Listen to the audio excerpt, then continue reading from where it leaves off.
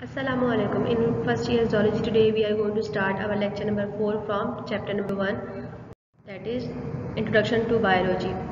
ये चैप्टर जिसे हम पहले स्टार्ट कर चुके हैं, ये हमारा रिवीजन है और आज हम जो टॉपिक स्टार्ट करने जा रहे हैं.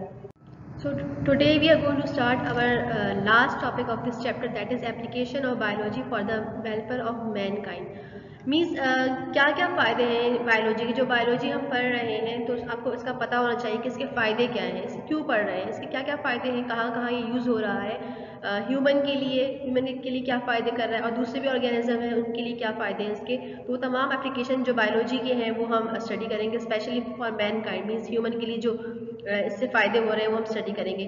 तो कुछ एप्लीकेशन जो है जो आज हम डिस्कस करेंगे, that is immunisation, antibiotic, radiotherapy, chemotherapy, hydroponic, cloning, protection and conservation of environment. तो ये सारी एप्लीकेशन है जो कि बायोलॉजी की हैं जो हम डिस्कस करेंगे.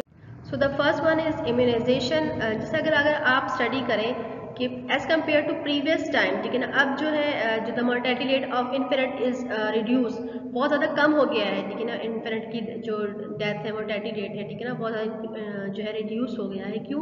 क्योंकि अब जो वो कुछ बीमारियां जिनका पहले ट्रीटमेंट भी नहीं था, जिसके बारे में पहले सोचा जाता था कि उनका ना ट्रीटमेंट है ना कोई क्योर वगैरह कुछ भी नहीं है, अब उनकी जो है क्या हो गया कि इम्यूनाइजेशन आ गई, वैक्सीनेशन आ गई, जिसको जो है अर्ली एज में जो है लगाया जाता है, जिसकी वजह से फिर वो जो बच्चे हैं वो इस डिजीज़ से प्रिवेंट रह सकते हैं, ठीक है ना.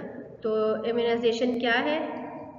इम्यूनाइजेशन और वैक्सीनेशन, इसको वैक्सीनेशन भी कहते हैं, जो कि आपने नाम सुना होगा. Protect people from disease by introducing a vaccine into the body that trigger N immune system. इसमें क्या होता है कि बॉडी में जो ना वैक्सीन को इंट्रोड्यूस किया जाता है, इंजेक्ट किया जाता है, ठीक है ना, जो कि हमारे इम्यून सिस्टम रिस्पॉन्स को ट्रिगर करती है. मीन इम्यून सिस्टम क्या है? हमारा इम्यून सिस्टम जो है हमारी बॉडी का गार्ड है एक तरह का, जो कि हमारी बॉडी को प्रोटेक्ट करता है डिजीज से.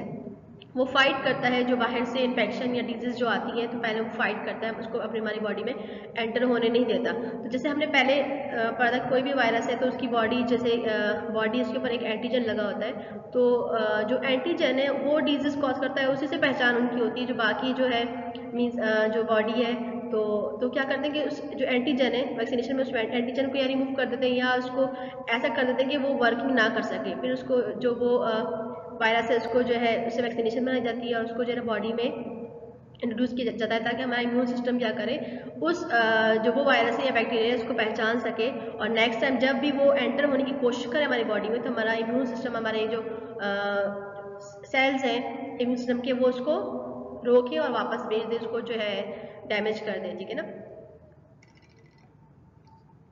इस प्रोसेस में क्या होता है कि वैक्सीनेशन जैसे कि एनिमल या बॉडी में जो है या ह्यूमन की बॉडी में जो है इंट्रोड्यूस की जाती है, ठीक है ना, प्रिवेंट करने के लिए उनको डिफरेंट इन्फेक्शन डिजीज से, ठीक है, जैसे कि कौन कौन से डिजीज से, पोलियो आपने बहुत नाम सुना होगा, स्मॉल पॉक्स, हेपेटाइटिस, ठीक है ना, ये जो है बहुत ही फेमस डिजीज है जो कि पहले बहुत आम थी. इनको समझा जाता था कि ये इनका कोई जो है ट्रीटमेंट नहीं है, कुछ मतलब उनका क्योर नहीं है, लेकिन जो है अब ये वैक्सीनेशन से, इम्यूनाइजेशन से जो है वो करवाने के बाद जो है इस डिजीज़ के चांसेस बहुत कम हो जाते हैं, ठीक है ना. अच्छा, कुछ वैक्सीनेशन ऐसी होती है जिनको जो कि प्रोवाइड करती है लॉन्ग प्रोटेक्शन, मतलब उनको एक दफ़ा अगर हम लगाएं या कुछ टाइम की जो पीरियड होता है कितने टाइम बाद लगाना है तो वो लगाएं, तो उसके बाद जो है हमें बहुत टाइम तक प्रोटेक्शन प्रोवाइड करता है. लेकिन कुछ ऐसे होते हैं कि वो जो है सिर्फ मतलब लाइफ टाइम तक उनका प्रोटेक्शन नहीं रहता, वो हमें बार बार लगवानी पड़ती है. तो अगर आपने इनसे पोलियो की बात है तो वो स्टार्टिंग पीरियड में, स्टार्टिंग एज में, जब बेबी जो होता है आफ्टर बर्थ से लेकर 5 ईयर तक जो है इसकी वैक्सीनेशन होती है, उसके बाद जो है वैक्सीनेशन नहीं होती. और इसमें जब कंप्लीट हो जाता है वैक्सीनेशन पूरी, तो फिर जो है पोलियो के चांसेस कुछ रहते ही नहीं है. और मोस्टली पोलियो तो इसी वैक्सीनेशन की वजह से जो है ऑलमोस्ट तमाम दुनिया से जो है ख़त्म हो चुका है. बस कुछ कंट्रीज़ ऐसी हैं जिसमें अभी तक है, फ़िलहाल है, जैसे कि हमारा पाकिस्तान भी इसमें शामिल है. ओके, इम्यूनाइजेशन जो है फर्स्ट एडवर्ड जेनर जो थे, उन्होंने एक साइंटिस्ट, उन्होंने 1795 में इसको डिस्कवर किया था, इसको जो है बनाया था. ओके, देन हमारे पास है antibiotic. Antibiotic also known as antibacterial और मेडिकेशन दैट डिस्ट्रॉय, एंटीबायोटिक को जो है एंटीबैक्टीरियल भी कहते हैं। क्या करता है ये मेडिकेशन? ये डिस्ट्रॉय करता है, यहाँ पे स्लो डाउन करता है द ग्रोथ ऑफ बैक्टीरिया। जो बैक्टीरिया हमारी बॉडी में जो है ग्रो कर रहे हैं उनकी ग्रोथ को या स्लो डाउन कर देगा, ये बिल्कुल टोटली डिस्ट्रॉय कर देगा, ठीक है ना। इसमें बहुत ज़्यादा पावरफुल ड्रग्स इंक्लूड है और यूज़ होते हैं ट्रीट करने के लिए डिफरेंट डिजीज़ जो कि बैक्टीरिया कॉज करते हैं। वो तमाम डिजीज़ जो बैक्टीरिया कॉज करते हैं, वो इन्फेक्शन जो कि बैक्टीरिया कॉज करते हैं, वो एंटीबायोटिक से ही ट्रीट होते हैं, ठीक है ना। Antibiotic can not treat viral infection, मतलब ये वायरल इन्फेक्शन वो इन्फेक्शन जो कि वायरस से होते हैं उसको ये ट्रीट नहीं करता, जैसे कि कोल्ड है, फ्लू है और ऑलमोस्ट कफ जो खांसी वगैरह जो होता है हमारे पास, कोल्ड फ्लू, ये सब जो है क्योंकि ये वायरस से होता है तो ये एंटीबायोटिक जो है इसको ट्रीट नहीं करते, ठीक है ना। अच्छा, ये किसने एंटीबायोटिक जो थे सबसे पहले जो है पेंसिलिन एंटीबायोटिक डिस्कवर हुआ था, ठीक है ना, जो कि फ्लेमिंग, फ्लोरी एंड चेन 1945 में इन्होंने जो है डिस्कवर किया था, उन्होंने बनाई थी और इनको नोबेल प्राइज़ भी मिला था। तीनों को मिलकर इसको बनाने पर जो है नोबेल प्राइज़ भी इनको मिला था और ये बहुत ज़्यादा ग्रेट अचीवमेंट थी मेडिकल साइंस के में। और जो है सबसे पहले जो एंटीबायोटिक डिस्कवर होती दैट इज़ पेंसिलिन। अच्छा, how and do antibiotic work, कैसे एंटीबायोटिक वर्क करती है? एंटीबायोटिक फाइट करती है बैक्टीरियल इन्फेक्शन से इधर बाय किलिंग बैक्टीरिया और slow down and suspending it's growth. क्या करता है ये जो है बैक्टीरिया के इन्फेक्शन को जो है किल करती है, या तो उसको बैक्टीरिया को डिस्ट्रॉय कर देती है या उसको जो ग्रोथ है उसको जो स्लो डाउन कर देती है, ठीक है ना। They do this by attacking the wall और कोटिंग सराउंडिंग बैक्टीरिया। ये क्या करते हैं, किस तरह करते हैं? जो बैक्टीरिया के ऊपर कोट लगा होता है और जो है एक सराउंडिंग होती है उसको जो है अटैक करते हैं, ठीक है ना, और उसकी बैक्टीरिया के रिप्रोडक्शन जो है ये स्टॉप करते हैं। एंटीबायोटिक के जरिए बहुत ही क्रिटिकल डिजीज जो है पास्ट में, जैसे कि टीबी, इसको ट्यूबरक्लोसिस कहते हैं, ठीक है ना, जिसको पहले समझा जाता था कि बहुत ही खतरनाक डिजीज है और इससे इसका ट्रीटमेंट नहीं है, लेकिन आजकल जो है इसका ट्रीटमेंट है, ये एंटीबायोटिक से ट्रीटमेंट जो है इसका हो सकता है। देन है लेप्रोसी जो है स्किन डिजीज है, मतलब स्किन के ऊपर या रेस्पिरेटरी के ऊपर जो है इन्फेक्शन हो जाता है, उसके लिए वो भी जो है इस एंटीबायोटिक से जो है जिसको ट्रीटमेंट है इनके लिए यूज़ कर सकते हैं। And anthrax it is also skin infection और जो है हैविंग कंट्रोल सक्सेसफुल जो है पास में कंट्रोल कर चुके हैं इसके ऊपर, ठीक है ना। कुछ एंटीबायोटिक्स जो है कौन कौन सी? Augmentin, Amoxil, Cipro and Keflex. Then जो थर्ड जो एप्लीकेशन है बायोलॉजी की वो है रेडियो एक्टिव, ठीक है ना। रेडियो एक्टिव रेज या X rays and other achievement जो है बायोलॉजिकल रिसर्च का है। इसमें क्या होता है कि ये क्यों यूज़ किया जाता है? ये यूज़ होती है कोई भी डिजीज़ को डायग्नोस करने के लिए, ठीक है ना, ह्यूमन डिजीज़ को डायग्नोस करने के लिए, ठीक है ना। इलेक्ट्रोमैग्नेटिक रेडिएशन जो है बहुत ज़्यादा डेंजरस है ह्यूमन टिश्यू के लिए, क्योंकि ये बहुत हाई डोजेस की होती है, लेकिन इससे जो है बहुत सारे जो है ऐसी डिजीज़ जो कि बहुत ही क्रिटिकल डिजीज होती है वो भी इससे क्योर होती है, ठीक है ना, ट्रीटमेंट होता है। Radiotherapy also called radiation therapy, also called radiotherapy is a cancer treatment. ये कैंसर के ट्रीटमेंट के लिए यूज होती है। They use high doses of radiation to kill cancer cell and shrink tumour. अच्छा, जैसे बॉडी में ट्यूमर बन जाता है या कैंसर सेल बन जाते हैं, ठीक है ना, तो इनको जो है किल करने के लिए जो है ना बहुत हाई डोज की रेडिएशन जो है ये यूज़ की जाती है इसको, इस डिजीज़ को कॉज करने के लिए, ट्रीट करने के लिए, जिसकी वजह से आपने देखा होगा कि जो कैंसर के पेशेंट होते हैं उनके बाल गिर जाते हैं, तो क्योंकि ये बहुत हाई डोज होती है, ठीक है ना। उसके अलावा कुछ लो डोजेस जो रेडिएशन है, जैसे कि एक्सरे होता है, जो कि कौन सा होता है आपकी बॉडी में आपकी बोन, अगर कोई बोन्स ब्रेक डाउन है तो उसको जो है चेक करने के लिए एक्सरे होता है, या फिर आपके टीथ के जो एक्सरे होते हैं, तो ये कौन सी रेडिएशन है? ये लो रेडिएशन होती है। लेकिन जो कैंसर के जैसे ट्यूमर को डिजीज को कॉज ट्रीट करने के लिए जो रेडिएशन यूज होते हैं वो बहुत ज़्यादा हाई डोजेज होते हैं, ठीक है ना। Then Chemotherapy is a drug treatment that is use powerful chemical to kill fast growing cell in your body, ठीक है ना। अच्छा, केमोथेरेपी क्या होती है? केमोथेरेपी में क्या होता है कि केमिकल यूज़ किए जाते हैं, कुछ ड्रग्स यूज़ किए जाते हैं, ठीक है ना, क्या करने के लिए? कोई भी डिजीज़ को जो है उसको ट्रीट करने के लिए।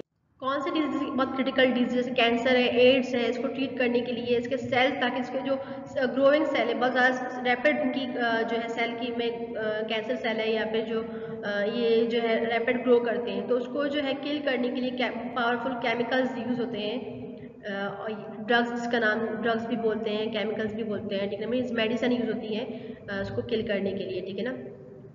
जैसे कि कैंसर सेल ग्रो और मल्टीप्लाई होते हैं बहुत ज़्यादा क्विकली, और जो मोर सेल और then more cells in the body, जैसे कि हमारी बॉडी में जितने सेल हैं उनसे ज़्यादा जो है ये ग्रो करते हैं। उनसे कंपेयर अगर करें तो हमारे जो सेल बॉडी के ग्रो करते हैं एज कम्पेयर टू देम, इनके जो है ना बहुत ज़्यादा रैपिड जो है क्या होती है, ग्रोइंग होती है, मल्टीप्लाई होते हैं, ठीक है ना। तो उनको किल करने के लिए केमिकल्स यूज़ होते हैं और इन डिजीज़ को ट्रीट किया जाता है।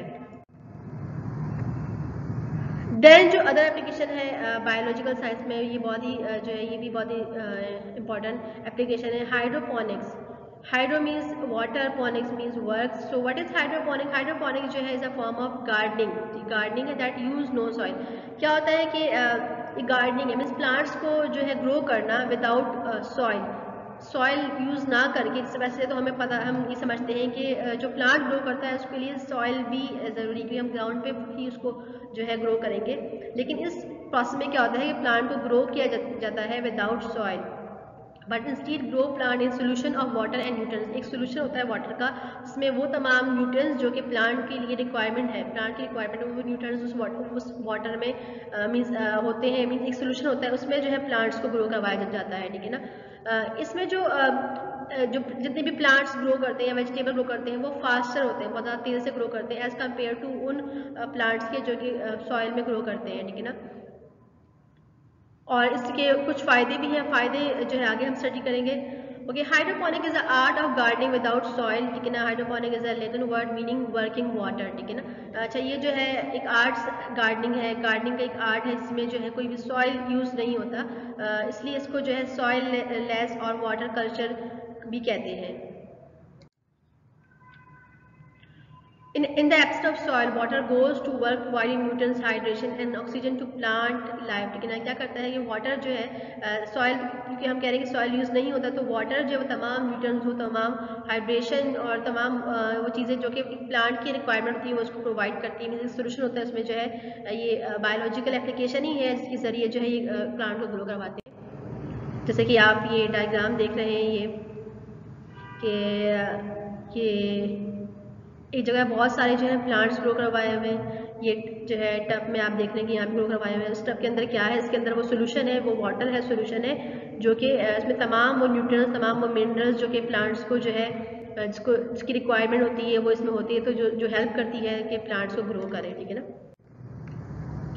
एडवांटेजेस ऑफ हाइड्रोपोनिक, ठीक है ना, क्या फ़ायदे हैं, ठीक है ना, क्योंकि इसमें सॉइल यूज़ नहीं हो रहा, नो सॉइल नीडेड, और इसमें स्पेस और लोकेशन भी कम यूज़ होता है, ठीक है ना। जैसे कि आपने अभी जो प्रीवियस डायग्राम में देखा कि उसमें एक जगह पे बहुत सारा प्लांट जो है यूज़ हुए हैं। अगर हम किसी सॉइल की जगह पे प्लांट लगाए तो एक प्लांट ऐसा होगा, एक ऐसा होगा, तो ये जगह स्पेस ले रहा है। लेकिन इसमें क्या होता है कि इसमें जैसे कि एक प्लांट यहाँ लगा दिया, उसके ऊपर शेल्फ लगा दिया, शेल्फ के ऊपर एक दूसरा प्लांट लगा दिया, तो मीन्स एक ही जगह में बहुत सारे प्लांट्स आ रहे हैं, तो मीन्स स्पेस जो है और लोकेशन जो है वो स्पेस जो है हमारे पास बच रही है, ठीक है ना। इसमें वाटर सेविंग है, क्योंकि अगर सॉइल में अगर प्लांट लगे हुए हैं तो उसको जब पानी देते हैं तो सॉइल भी बहुत सारा पानी एब्जॉर्ब कर लेता है, लेकिन यहाँ पे क्या होता है कि जितना पानी भी अब डालेंगे वो सिर्फ प्लांट ही एब्जॉर्ब करेगा, तो मीन्स वाटर सेविंग भी हो रहा है, ठीक है ना। और effective use of nutrients means अगर किसी भी हम किसी भी सॉइल पे लगाए तो हमें पता नहीं कि वहाँ पे कौन कौन से न्यूट्रिएंट्स मतलब है, लेकिन जैसे हमें जैसे साइंटिस्ट को पता होता है कि प्लांट के लिए ये न्यूट्रिएंट्स की रिक्वायरमेंट है, तो वो वही न्यूट्रिएंट्स जो अच्छे ग्रो करने में हेल्प करते हैं, तो वही न्यूट्रिएंट्स जो है उस सोल्यूशन में जो है डालते हैं ताकि प्लांट जो है अच्छे से ग्रो करे। और better growth rate as compare to वो प्लांट जो कि सॉइल में ग्रो करते हैं, इनकी जो हाइड्रोपोनिक जो प्लांट्स होते हैं इनकी ग्रोथ जो है बहुत ज़्यादा अच्छी होती है, बहुत फास्ट होती है। No weeds, weeds means unwanted plant, ठीक है ना। वो प्लांट्स वाइल्ड प्लांट भी कहते हैं आप इसको, जैसे कि अगर हम प्लांट को ग्रो करवाते हैं कहीं पे तो वहाँ पे आप देखते हैं कि और भी बहुत सारे प्लांट्स आ जाते हैं जिसको जो हमने ग्रो नहीं किए होते हैं, उसके सीड्स भी नहीं लगाए होते हैं, वो खुद ही आ जाते हैं, वाइल्ड प्लांट कहते हैं जिसको, जो फिर हम कुछ दिनों के बाद उसको रिमूव कर रहे होते हैं तो वीड्स जो है उसको कहते हैं। तो यहाँ पे वीड्स भी नहीं आएंगी। Fewer paste and diseases, soil में जैसे बहुत सारे जो है ऐसे पेस्ट होते हैं वहाँ पे, और ऐसी डिजीज, कुछ डिजीज होती है ऐसे जो कि प्लांट्स को जो है डैमेज कर देती है, लेकिन फिर यहाँ पे जो है कोई भी ऐसे पीड्स और डिजीज कॉज करने वाले जो है इंसेक्ट्स वगैरह नहीं होंगे।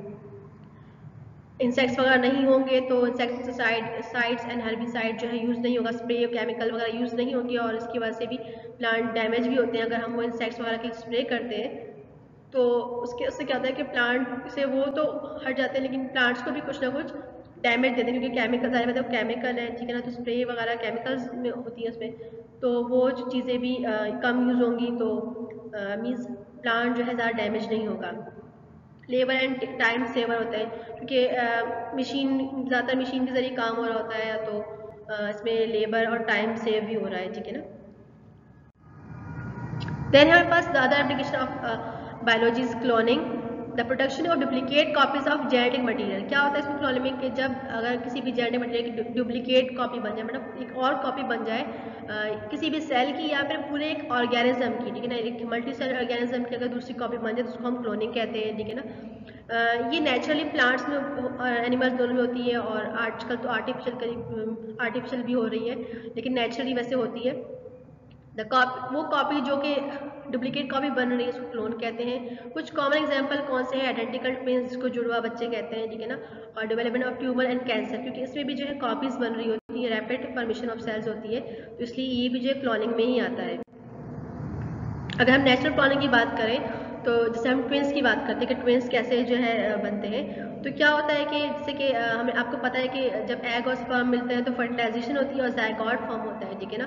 फिर क्या होता है, जायगॉट फर्टिलाइज एग है। अब यहाँ पे ये एग है, स्पर्म है, स्पेंटर है, ये फर्टिलाइज एग बन गया।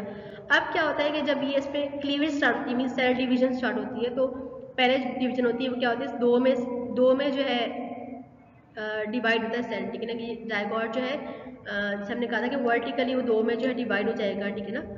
तो अब क्या होगा कि अगर किसी भी वजह से ये दो सेल आपस में अलग हो गए, यहाँ पे जो है सेपरेट हो गए,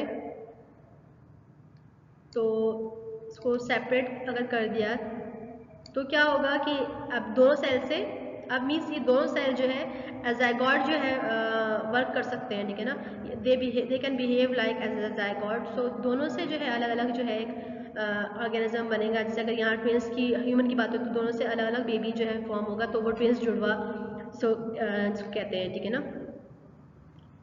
और इसके बाद जो है फिर क्या होता है कि अगर ये सेपरेट नहीं होती तो फर्दर डिवीजन होती रहती है, लेकिन ये जो डिवीजन, जो फर्स्ट क्लीवेज होगी, जो फर्स्ट डिवीजन होगी, अगर वो सेल आपस में सेपरेट हो जाए तब ये जो है ट्विंस फॉर्म होंगे, क्लोनिंग होगी। देन है आर्टिफिशियल क्लोनिंग, मीन्स जो कि नेचुरल नहीं होती। आजकल जो है जैसे कि बायोलॉजिकल साइंस की वजह से ये भी आजकल जो है इस पर बहुत ज़्यादा वर्क हुआ है, ठीक है ना, इस पर बहुत फोकस किया जा रहा है, ठीक है ना।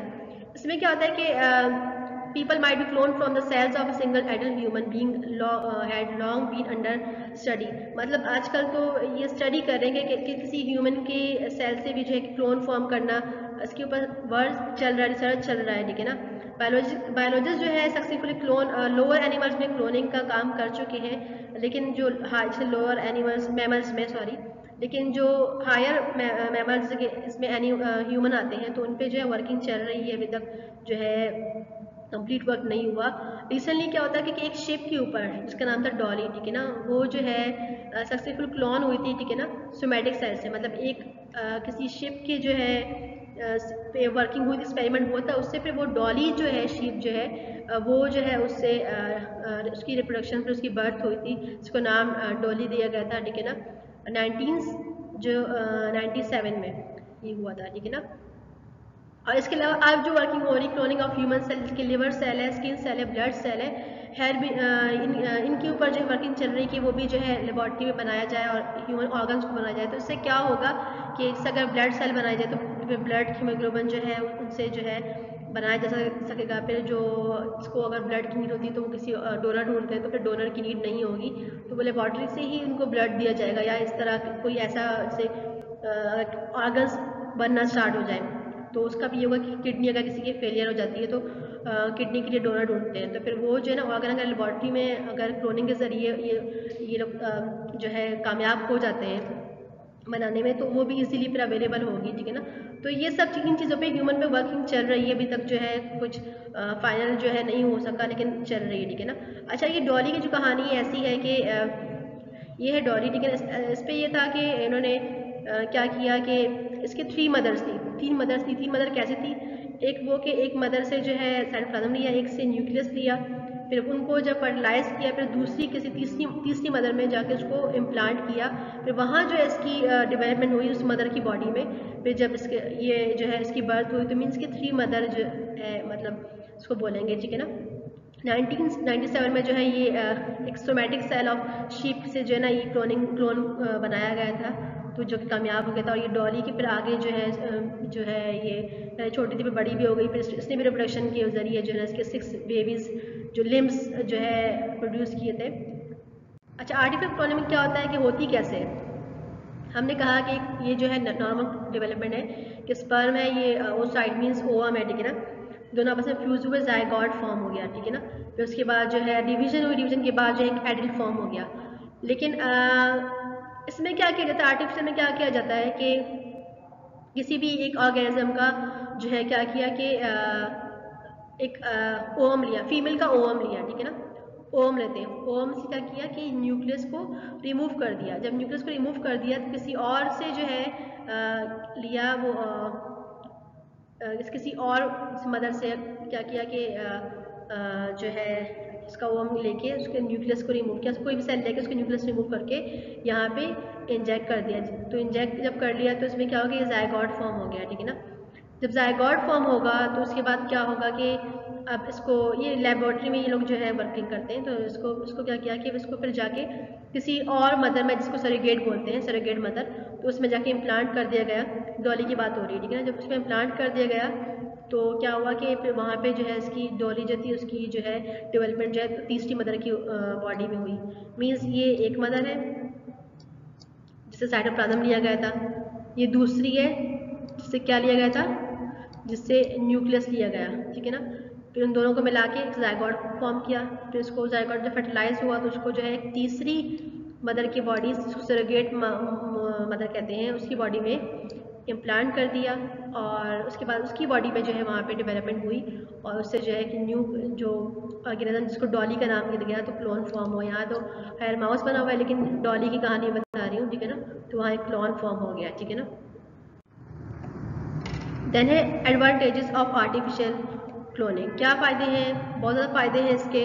कौन कौन से हैं? एग्रीकल्चर और मेडिसिन से, एग्रीकल्चर में बहुत फ़ायदे होते हैं और मेडिसिन फॉर्म होती है। इसके अलावा वेजिटेशन जो है प्रोडक्शन होती है। बहुत सारे फ्रूट्स और नट्स जो है और ऐसे होते हैं जो कि क्लोनिंग के ज़रिए जो है फॉर्म होते हैं। जैसे कि आपने चाइना फ्रूट जैसे इसका नाम सुना होगा, जो टमाटर टाइप का होता है, तो वो भी ऐसी जो है क्लोन है, ठीक है ना। क्लोन के ज़रिए जो है बना है, ठीक है ना। हमें ओके, इसके अलावा जो है कुछ और टेक्निक्स, इनकी टेक्निक्स जो है ऐसी जो कि ट्रीट करती है बहुत सारे डिजीज़ को। इसके अलावा मेडिसिन भी इसके ज़रिए जो है बनाई जाती है, जैसे कि इंसुलिन है, ग्रोथ हार्मोन्स है। इंसुलिन जो है इसके बॉडी में पाया जाता है, फिर उसी की कॉपी बना दी। तो जब जिन लोगों में इंसुलिन वर्क नहीं करता उनकी बॉडी में, जो डायबिटीज़ के पेशेंट होते हैं, तो उनको इंजेक्ट किया जाता है। इसलिए ग्रोथ हार्मोन जो है, ग्रोथ हार्मोन हमारी बॉडी में होते हैं जो कि हमारे ग्रोथ को में हेल्प करते हैं, हमारे बढ़ने में हेल्प करते हैं। लेकिन आर्टिफिशियली भी ये जो है ना मिल रहे होते हैं मेडिसिन के ज़रिए में, सप्लीमेंट के ज़रिए, वो भी उनकी कॉपी होती है। तो उनको जो है ग्रोथ के लिए, जिनकी हाइट नहीं बढ़ती है, कोई ग्रोथ किसी भी बॉडी ग्रोथ नहीं होती, तो वो जो है यूज़ करके जाते हैं, ठीक है ना। इसके अलावा जो है इंटरफेरॉन और एंटी थ्रोमेबिन, ठीक है ना, भी मेडिसन है जो कि यूज़ होती है इन्फेक्शन की को ट्रीट करने के लिए। तो ये सब जो है क्लोनिंग, आर्टिफिशियल क्लोनिंग है, और ये बायोलॉजिकल एप्लीकेशन है। इसके अलावा जो लास्ट जो एप्लीकेशन है वो क्या है, बायोलॉजी की प्रोटेक्शन, सॉरी लास्ट तो नहीं है, protection and conservation of environment, ठीक है ना। कैसे जो है एनवायरनमेंट को प्रोटेक्ट करने में क्या हेल्प कर रहा है, क्या एप्लीकेशन है बायोलॉजी की, ठीक है ना। आजकल पोल्यूशन जो है हर तरफ जो है, हमारी तमाम दुनिया में पोल्यूशन जो है, डिफरेंट टाइप की पोल्यूशन है जो कि हमारे एनवायरनमेंट को ख़राब कर रही है। इसमें जो है एयर पोल्यूशन है, नॉइस पोल्यूशन है, और सॉइल पोल्यूशन है, वाटर पोल्यूशन है, डिफरेंट पोल्यूशन है जो कि हमारे एनवायरनमेंट को जो है डिस्ट्रॉय कर रही है इसको। तो उन सबसे जो है हमारे एनवायरनमेंट को प्रोटेक्ट करने के लिए भी बायोलॉजी ही पार्ट प्ले कर रही है, ठीक है ना। जैसे कि एसिड रेन है। एसिड रेन में क्या होता है कि जब बहुत टाइम से बारिश नहीं होती तो जो गैसेस है वो जाके ऊपर जाकर स्टोर हो जाती है, फिर वो गैसेस वाटर मॉलिक्यूल मिल के जो है एक जो है मतलब डेंजरस टॉक्सिक केमिकल में कन्वर्ट हो जाती है, गैस में कन्वर्ट हो जाती है। जब फिर बारिश होती है तो उसका जो है नीचे आती है और उसके स्किन इन्फेक्शन वगैरह होता है, ठीक है, जिसको एसिड रेन कहा जाता है। इसके अलावा स्किन कैंसर भी है, ये भी क्या होता है कि अल्ट्रावायलेट रेज की वजह से जो है स्किन कैंसर कॉज होता है। ग्रीन हाउस इफेक्ट, ये कुछ प्रॉब्लम्स हैं जो पोल्यूशन की वजह से हो रहा है ये जो है। और यहाँ पे इंडस्ट्रियलाइजेशन, इंडस्ट्रीज जो बनी है उससे जो है ना बहुत सारा पोल्यूशन है, उससे जो है केमिकल्स रिमूव हो रहे हैं। अगर उनको सॉइल में दफनाया जाए तो फिर सॉइल पोल्यूशन बन जाता है, अगर वाटर में डाल दिया जाए तो वाटर पोल्यूशन, अगर एयर में छोड़ दिया जाए उन गैसेस को तो फिर एयर पोल्यूशन बनता है। तो ये सब चीज़ें जो है ये किसकी वजह से हो रही है, ये जो है पोल्यूशन की वजह से हो रही है, ठीक है ना। और इसमें ह्यूमन का बहुत ज़्यादा भी हाथ है, ठीक है ना।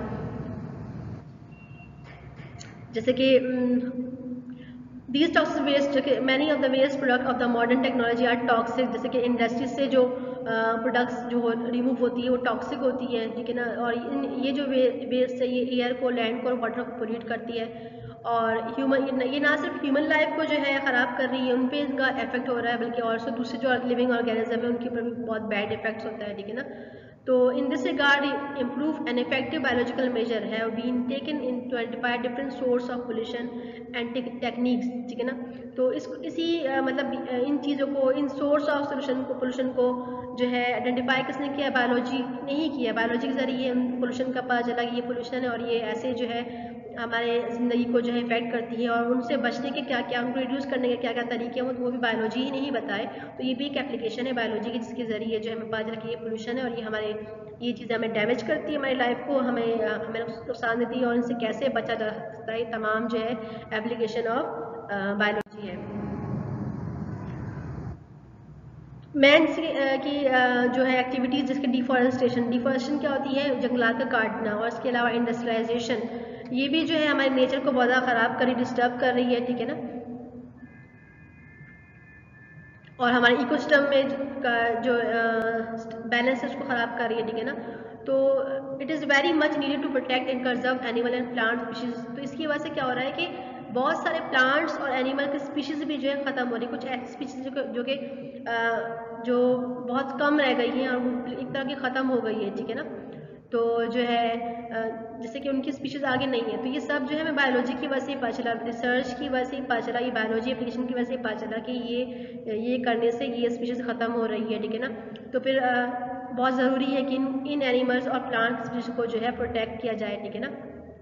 फॉरेस्ट को और पार्क्स को जो है, और रिड्यूस सॉइल एडिशन को रिड्यूस किया जाए, ठीक है, क्योंकि सॉइल एडिशन, अगर जितनी भी डिफॉरेस्टेशन होती है तो उससे क्या होता है कि फ्लडिंग बहुत ज़्यादा होती है, बहुत ज़्यादा जो है तूफान वगैरह आते हैं, सैलाब वगैरह आते हैं। क्यों? क्योंकि ज़ाहिर जब इससे सॉइल एडिशन होती है, क्योंकि अगर जंगलात है तो दरख्त वगैरह क्या करते हैं, वो सॉइल को मजबूत से जो है उसके रूट जो है उसको पकड़ के रखते हैं। लेकिन जब वो ही नहीं रहेंगे तो इसलिए जो है सैलाब आने के बहुत ज़्यादा चांसेस होते हैं। तो it is also scientific value as it provide useful information about plant, they have medical और other importance.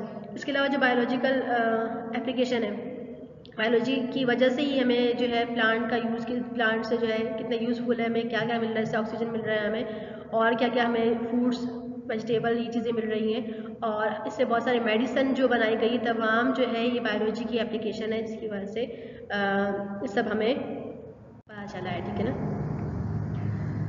Then concept of biological control, ठीक है ना। अच्छा, what is concept of biological control? क्या है बायोलॉजिकल कंट्रोल? मीन्स वो मतलब वो डिजीज पे या किसी भी चीज़ पे वो कंट्रोल करना विदाउट मेडिसिन, किसी ऐसी चीज़ का यूज़ किए बगैर जो कि नुकसानदेह होती है, वो यूज़ किए बगैर जो है किसी और तरीके से उन पर कंट्रोल करना, तो बायोलॉजिकल कंट्रोल कहते हैं, ठीक है ना। And disease the use of natural process to combat the pathogen is very helpful in it involve do the following method, ठीक है ना। इसमें कोई भी जैसे बीमारियों की बात हो रही है तो नेचुरल प्रोसेस, ठीक है ना, पैथोजन मतलब वो जो डिजीज कॉज कर रहे हैं, ठीक है ना, तो उनको जो है उनको मारना जो है केमिकल या मेडिसिन के अलावा जो है नेचुरल प्रोसेस से जो है ना जो है बहुत ज़्यादा फायदेमंद साबित हुआ, बहुत ही हेल्पफुल साबित हुआ। कैसे? इसमें 3 तरीक़ों से किया जाता है, ठीक है ना। नंबर 1 है introduction of pathogens natural enemy, कि जो पैथोजन है, जो बीमारियां फैलाने वाले हैं, उनके नेचुरल एनिमीज को जो है मतलब इंट्रोड्यूस करवाना, ठीक है ना। यहाँ पे एग्जांपल दी गई है कि मलेरिया पैरासाइट की, ठीक है ना, कि मलेरिया किससे होता है, प्लाज्मोडियम से होता है, लेकिन प्लाज्मोडियम इंसान तक कौन पहुँच जाता है, मॉस्किटो। तो अब इस मॉस्किटो को स्प्रे करने से या केमिकल हम जो यूज़ करते हैं कि मच्छर हमें ना काटे, तो ये इससे अगर बेहतर है कि अगर जहाँ जैसे कि मोस्टली जो मॉस्किटो होते हैं वो जहाँ पे पानी रुका होता है वहाँ पे होता है, तो जैसे पॉन्ड्स है, अब पॉन्ड्स में जो है वो फिशेस जो कि मॉस्किटो को के लार्वा को जो है और उसके प्यूपा को जो है खाती है, ठीक है ना। तो अगर वो फिशेस जो है उस पॉन्ड में छोड़ दी जाए तो क्या करेगी, तमाम लार्वा और जो प्यूपा उनको जो है खा लेगी, तो फिर जो मॉस्किटो बनेंगे नहीं, तो फिर वहाँ पे जो है मलेरिया के चांसेस भी कम हो जाएंगे। तो ये होती है बायोलॉजिकल कंट्रोल की, कैसे जो है बायोलॉजिकल कंट्रोल हो रहा है, उसकी अपनी ही एनिमल्स, नेचुरल एनिमी, जिसके फिश की बात हो रही है कि अगर हम स्मॉल फिशेस जो कि पॉन्ड्स में उसको छोड़ दिए जाए और वो तमाम जो लार्वा वहाँ पे ग्रो कर रहे हैं मॉस्किटो के और प्यूपा जो ग्रो कर रहे हैं, तो उनको क्या करेगा कि जो है वो एज अ फूड वो यूज़ कर लेंगे। तो मीन्स अब उनकी ग्रोथ ही नहीं होगी, उनकी रिप्रोडक्शन आगे मतलब उनका जो है डेवलपमेंट ही नहीं होगी, तो क्या उनके मॉस्किटो की जो है ना कम हो जाएंगे, तो इस तरह मलेरिया भी कम हो जाएगा, ठीक है ना। तो biological pest control involve exposing them to parasite and production, मतलब जो उसके प्रोडक्टर होते हैं जो पैरासाइट होते हैं, ठीक है ना, तो मतलब ऐसी चीज़ जो है ना उसको वहाँ इंट्रोड्यूस कर देना उसके नेचुरल एनिमीज को, ताकि वो उसको जो है मार दे, ठीक है ना। Number 2 is इंटरप्लांटिंग। इंटरप्लांटिंग क्या है कि मोस्टली तो ये होता है कि जब भी कोई क्रॉप होता है तो उसमें एक ही तरह के प्लांट चल रहे होते हैं। अगर गंदम का क्रॉप्स है तो उसमें गंदम ही होंगे, अगर कोई और प्लांट है, जैसे फॉर एग्जांपल बनाना के क्रॉप्स है तो वहाँ सारा बनाना ही होते हैं। अगर एक ही प्लांट में अगर कोई डिजीज होती है तो वो डिजीज सब में ट्रांसफ़र होकर से एक प्लांट है, ये दूसरा प्लांट है और ये तीसरा प्लांट है, ठीक है ना। तो अगर इसमें कोई डिजीज हो जाती है तो वो जो है यहाँ पे ट्रांसफ़र होगी, क्योंकि इसमें जो डिजीज कॉज करेगा उसके जो बैक्टीरिया जो भी चीज़ें होंगी जो उसको डिजीज कॉज कर रहा है, तो वो सेम इधर भी आ जाएगा क्योंकि वो सेम प्लांट है, और इस तरह जो है वो फिर इसमें भी आएगा। मीन्स पूरी जो क्रॉप है वो जो है डैमेज हो जाएगी। इंटर प्लांटिंग मीन्स कि एक जगह पे डिफरेंट प्लांट को प्लांट करना, कि अगर यहाँ पे कोई एक प्लांट लगा दे, थोड़े जगह फासले पे कोई और लगा दे, कोई और क्रॉप्स लगा दें, तो अगर फॉर एग्जांपल यहाँ पे अगर कोई डिजीज आती भी है तो वो यहाँ पे ट्रांसफर नहीं होंगे, क्योंकि यहाँ के जो पैथोजन है वो अलग होंगे, यहाँ के जो है वो अलग होंगे। That is called interplanting. तो ये भी जो है बहुत बायोलॉजिकल कंट्रोल हो सकता है, ठीक है ना, होता है, ठीक है ना। नंबर 3 है क्रॉप रोटेशन। क्रॉप रोटेशन क्या कि ये भी जो है देखा जाता है कि क्रॉप्स जो होती है एक जगह पे एक ही तरह की क्रॉप जो है डिवाइड लगाई जाती है, और उसी पे उसमें क्या होता है कि सॉइल में जो है उसके बैक्टीरिया या उसके जो पैथोजन जो है ग्रो करते हैं, जो वहाँ पे जो क्रॉप्स होते हैं, क्योंकि इतने अरसे में जो है जो क्रॉप्स रिपीट हो रही है तो वो वहाँ पे जो है बैक्टीरिया जो है बनना स्टार्ट हो जाएंगे, ठीक है ना। लेकिन अगर रोटेशन की जाए क्रॉप्स की, मीन्स कि 6 महीने तक जो है कोई एक क्रॉप लगाया जाए, फिर 6 महीने के बाद जब वो उसकी काश हो जाए तो उसके बाद दूसरा क्रॉप लगाया जाए, तो ये रोटेशन क्रॉप होगी। तो क्या होगा कि इतने जो है रैपिडली वो बैक्टीरिया या वो डिजीज जो वीड्स या फिर वॉर्म वगैरह जो कि इंसेक्ट्स वगैरह जो होते हैं जो कि ग्रो कर रहे हैं उनको डिजीज को जो है वो इफेक्ट कर रहे हैं, तो वो ग्रो नहीं करेंगे। सो दिस ऑल अबाउट जो है फर्स्ट चैप्टर हमारा यहाँ पे कंप्लीट हो गया है। ये लास्ट टॉपिक था, तो होप आप सबको समझ में आ गया होगा। सो अल्लाह हाफिज़।